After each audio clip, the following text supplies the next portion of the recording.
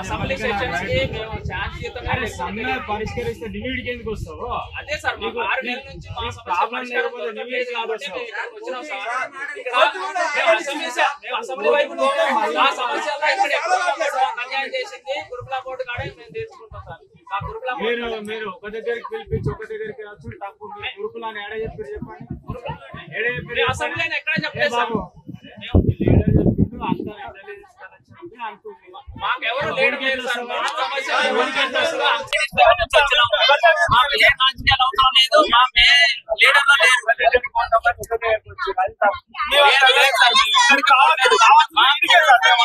Assembly మాకు గురుకుల board అన్యాయం చేసింది. గురుకుల బోర్డు న్యాయం చేయాలి.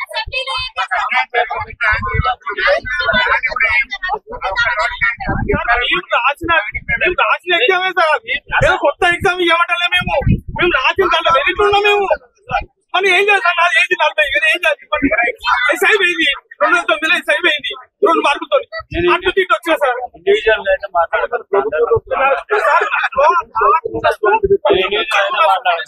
మెరిట్ లో ఉంటే కూడా జాబ్ రాకుండా ఈ రోజు అందరూ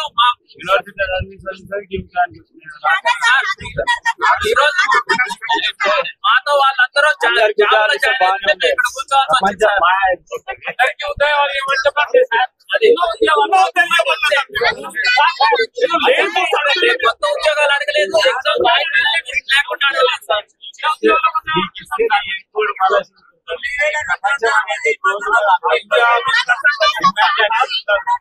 డిమాండ్ లేని నీకు ఇచ్చిరానుకో నేను కోడు అరే మొత్తం నోటిఫికేషన్ టోటల్ అనిపిస్తే నా పరిస్థితి నువ్వు 30 ఏళ్ళ దాకా రిటైర్డ్ కావు. వాడు 30 ఏళ్ళ దాకా వెయిట్ చేస్తున్నా.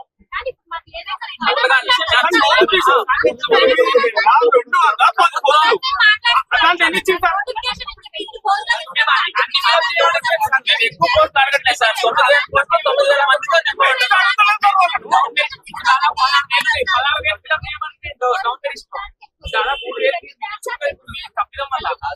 మిగిలిపోయింది మాకు ఏమని చెప్తున్నాం సార్.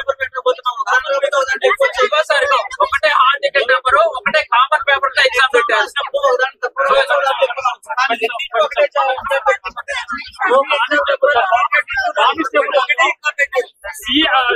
సివిల్ ఉంటది, ఏఆర్ ఉంటది, తర్వాత ఉంటది, వాటర్ ఉంటది. ఈ 4 కేటగిరీస్ ఉంటాయి సార్. అదే విధంగా గురుకులాలలో కూడా ఈ ముఖ్యమంత్రి తెలియనటువంటి విషయం ఏంటంటే డిఎల్ ఉంటది, జేఎల్ ఉంటది, పీజీటీ ఉంటది, టీజీటీ ఉంటది అని ఆయనకు తెలియదు సార్. సరే ఇది ప్రభుత్వం తప్ప లేకపోతే అధికారం తప్ప అనేది వాళ్ళకు వాళ్ళు చేసిన తప్పుకే మేము ఈ రోజు రోడ్డు మీద ఎక్కడం జరిగింది సార్.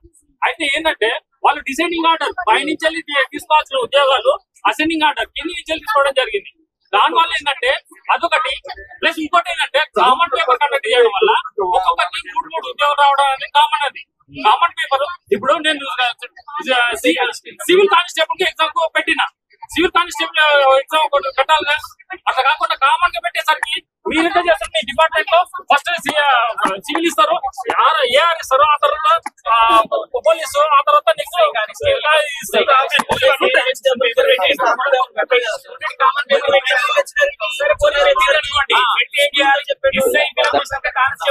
బాగుంటుంది కదా.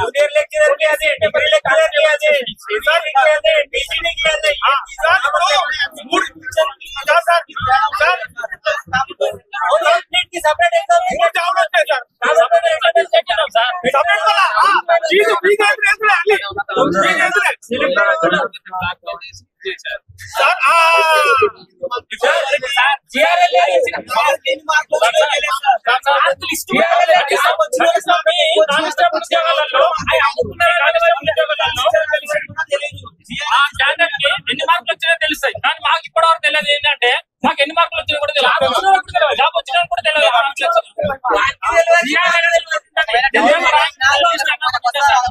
మాకు ఎన్ని ర్యాంకులు వచ్చినాయి, మాకు ఎన్ని మార్కులు వచ్చినాయి ఒకటి టీఎస్పీఎస్సీ కూడా రిలీజ్ చేస్తుంది, యూపీఎస్సీ కూడా ఇస్తుంది, ఈవెన్ కానిస్టేబుల్ లో కూడా మొన్న కూడా ఇచ్చారు సార్.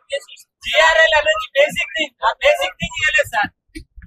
జిఆర్ఎల్ లేకుండా ఎట్లా ఉద్యోగం ఇస్తారు? నాకు జాబ్ కూడా వచ్చినా నేను వచ్చినా నాకు ఇంట్లో అసలు ముఖం కూడా చూపించలేకపోతాను నేను.